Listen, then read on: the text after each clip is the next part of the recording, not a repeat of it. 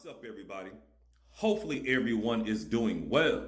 And you might have asked yourself, how much silver should you own? I understand that can be a complicated question to answer, and I'm going to share my perspective. But before we dive into it, make sure that you have hit that like button and that you are also subscribed to the channel. Let's go. Just like many, I got introduced into precious metals from reading the book Rich Dad, Poor Dad. So my first goal that I had for myself was to get 20 ounces of silver. And I made a list. And I wanted to get 20 ounces of premium only silver coins. So that's what I did.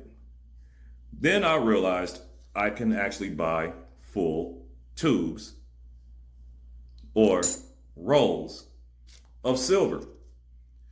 So out of the 20 ounces that I had, I decided to move my goal to 100 ounces of silver and start completing full tubes.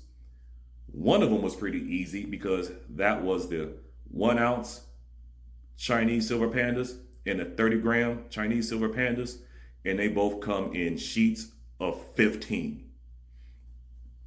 Silver was very enjoyable, it was fun, and that weight, it just changes you.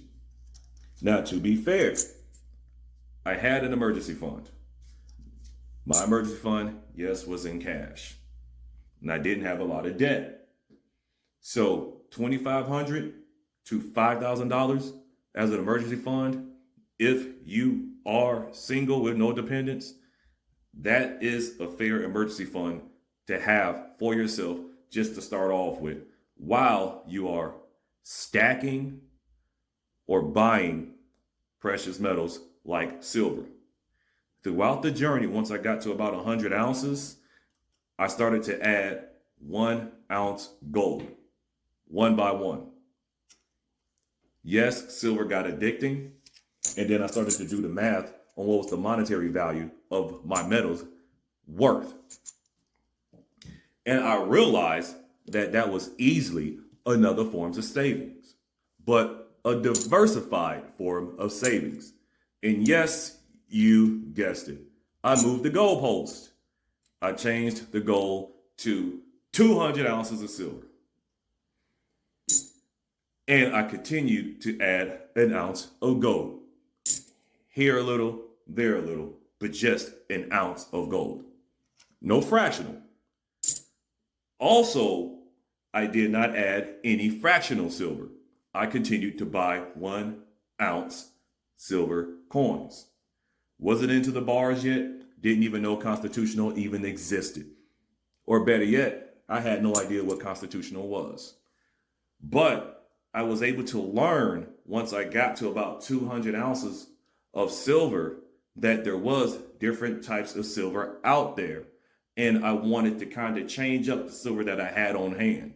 So once I got to about from 100 to 200 ounces of silver, I was able to see what I wanted to sell off because maybe I paid too much, or maybe the price appreciated on some of my metals and I could sell it for profit, or maybe I can swap some of my metals and go into a metal that I would actually like to stack, sit on, buy, collect, whatever your position is.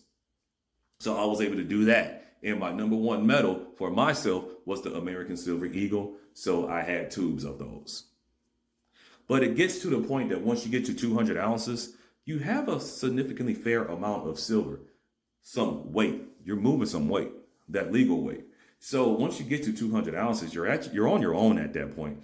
So therefore, you might want to start considering how much of your net worth do you want to continue to contribute to silver?